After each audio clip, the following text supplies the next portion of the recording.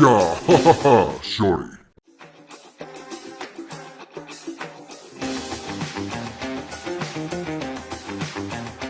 Damn, homies. I don't know why AJ paired this goof up with us, but hey, profit is profit, money is money.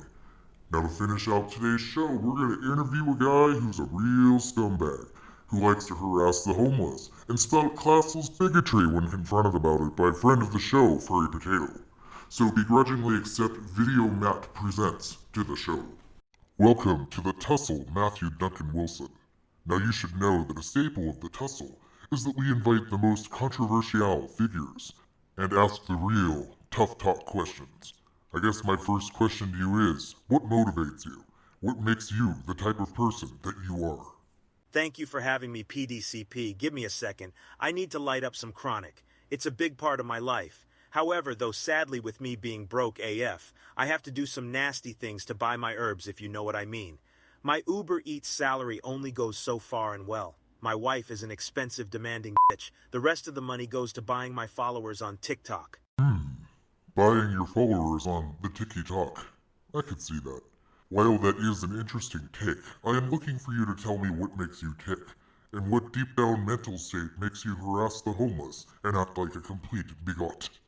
Daddy issues and excessive consumption of right-wing media, coupled with some feelings about gender and sexuality that I haven't been able to explore my entire life due to the stereotypes of being a supposedly straight white cis man. It's welling up inside of me so badly I have no outlet, and sometimes I want to just take a pair of hedge clippers and lop that thing off so badly. God damn, man. Are you safe at home? Does your wife hurt you? This is really intense. Is it wrong that I'm scared to answer that? Very much so, my homie. But remember, this is a safe space here. Something I think that you haven't had in a very, very long time. And I want you to know that me and DC are here to support any life decisions you make after today. Booyah. You really are a genuine dude, PDCP. Thank you for that. As for the question about my wife, yes, she beats me on a daily basis. Sometimes it's with the iron, sometimes the flogger, sometimes with a cast iron skillet, and some days just with the power of her angry Italian fists. When she doesn't get any views on her YouTube channel, she takes it out on me, horrendously. So Maddie, my boy, have you ever had any past loves, stories that you wish to share? Dish up the tea. Yes, in fact I do. This is a story about lost love. Me and that girl are friends. Before I got married, she wanted to marry me, and I said no. Her name is Chris Bynum, also known as CCW or CC Dumbs. She owns a ranch. Her parents are very wealthy, and I don't know, her and I, we just didn't get along, and so I broke it off with her, and now 8 years later, here she is just trying to spread lies about me. That's the truth about all of this. And then years later, after I'm married and happy with kids, I go to the Griffith Observatory, and she's there with her friends on the horse, and she didn't like seeing me there. She was upset that I was happy and that her and I didn't work out. But it ended poorly, and she was the one who got away due to society's norms. Now she spreads lies, and people are trolling me on TikTok. Haha, homie, the TikTok is nothing but trolls, but tell me that story and how it affects you emotionally. Why are you guys so mean on TikTok? This message is for everybody who's harassing me. Can you guys please just leave me alone? I didn't do anything wrong. I was trying to look out for the people, and you guys wanted to come hurt me. Listen up, all you TikTok trolls. I go by white Power. And that power is what keeps me strong. So I made a video about all of the trolls on TikTok. And guess what, PDCP, it went viral. I want to say thank you to all the love and support out there over the last 24 hours after the video went viral. Alright, Matt, let us get inside that head of yours some more. Let's do word association. I say a word and you say the first thing that comes to mind. Let us begin. Homeless. Scum. Marriage. Hell. Furry.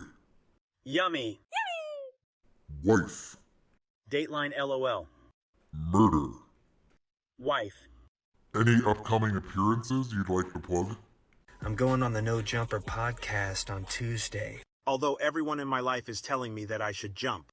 Damn, homie. That's kinda dark. But I want to go back to the homeless thing. Since you hate them so much, what would you like them to do to try to fix their situation and make things better? Well, I would like the ones who live under a bridge to jump off of it, the ones who live near the train tracks to sleep on the tracks. I want the ones who sleep along the LA River to be drowned and washed away in the pure filth that they created. Because that is my ideal world, PDCP, a world where white is right, there is only Adam and Eve, and survival of the fittest is the modus operandi. Wow. Can we say sociopath? Maybe a bit homicidal? Well, that's how I was treated by my dad growing up, spending all of those hours alone, locked in the shed, trapped in my own mind, with the thoughts of not being who I really am. And then when I express those thoughts, getting flogged for sometimes 5 to 8 hours a day. I will return that to those less fortunate than me 100-fold, no 1,000-fold. That's logic, bro. Matt, what would you do or think if you ended up homeless one day, my guy? I mean, you live in a dump with a woman who is rumored to have overstayed her visa. And you're an Uber Eats driver, which isn't exactly aspirations in life. And you're also a fake rapper. What would you do? Would you want to terminate yourself if you were homeless? I would expect to be taken in by anyone. Becoming homeless would free me from the world of holding that my wife has put me in. I would probably be thankful for that part at least. However, since I am a valuable asset to society, I would expect to be taken in by anyone I commanded it from. Then I would live on their couch, eat their food, and practice the great peanut butter techniques of CCW on their dog, cat, or hell even their bunny. I am Los Angeles royalty and expect to be treated as such. Booyah, respect.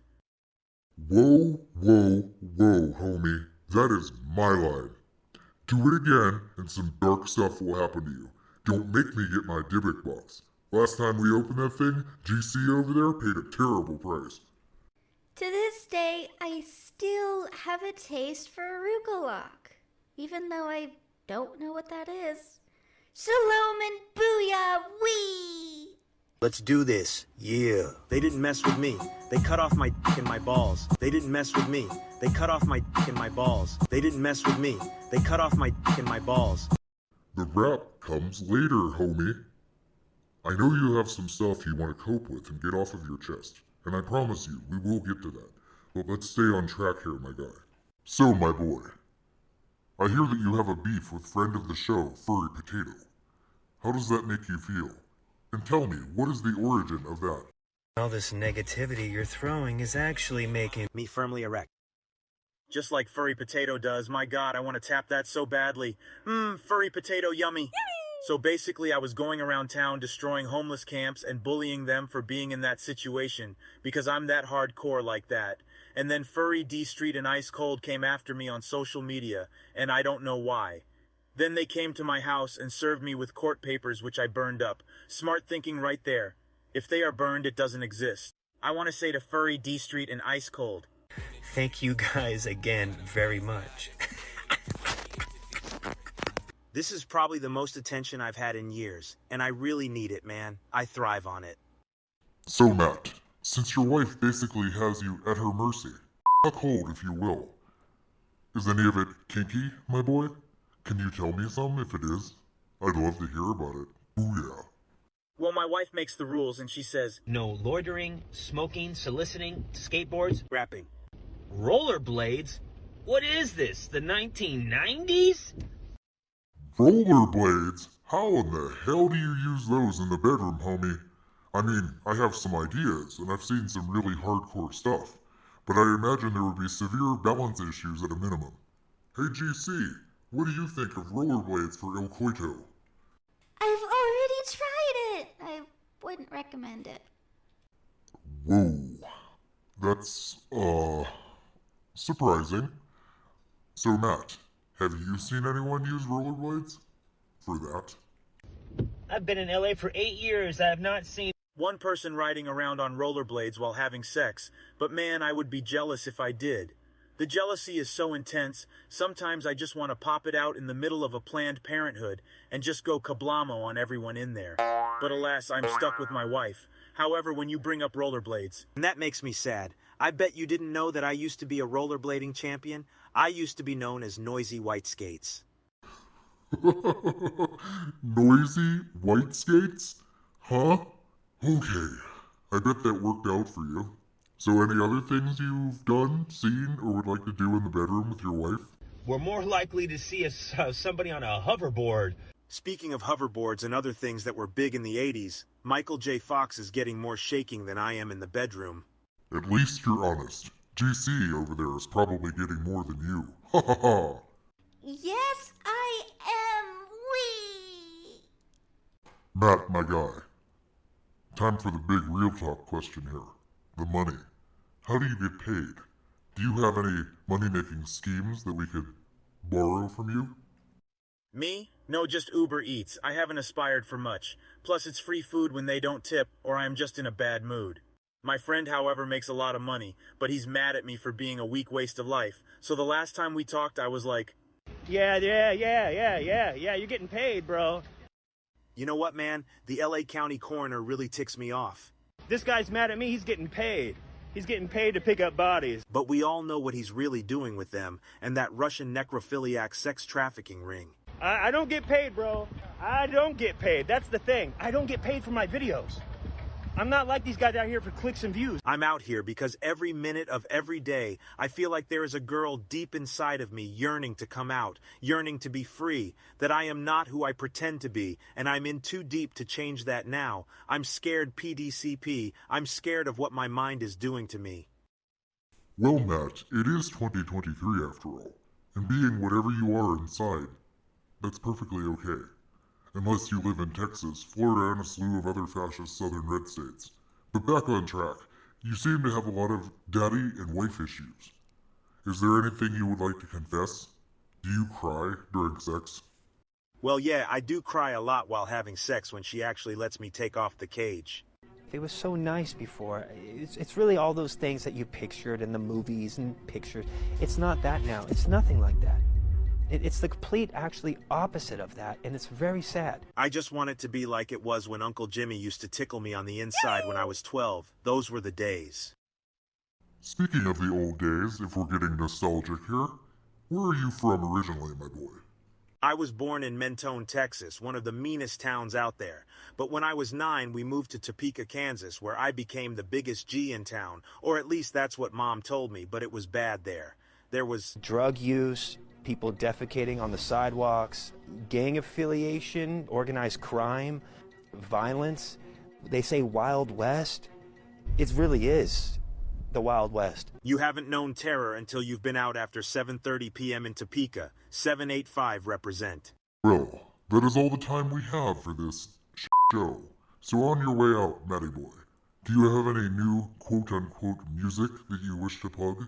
I hear you have a video for us. Go check out my music, my latest single. Whiny Little Bitch is available now from the Street Hustlers passing out CDs in front of the CVS on La Cienega and Sawyer in Culver City. I owe some really nasty big dudes a lot of money. And honestly, PDCP, I'm probably going to get my face smashed in one way or the other by Tyrone. So please buy a copy. Thank you to everybody who's actually talking shit about my music. Because that just means more people are pouring bleach into their ears to spare themselves from that hot trash that my wife makes me do, and then pass it off as actual music. Alright, homies, after this interview ends, we're going to be premiering the new music video for Matt's new single, Whiny Little Bitch. So give the audience your parting words, my boy. Well, thank you once again for having me, PDCP. It's been a true honor to be around two dudes as nasty as you, two of the most revered gangsters out there. Hopefully one day I will be down enough to join your crew, and on behalf of all of Los Angeles, we are proud to have you off of our coast, even if it does interrupt coastal shipping lanes. With that being said, let the beats flow.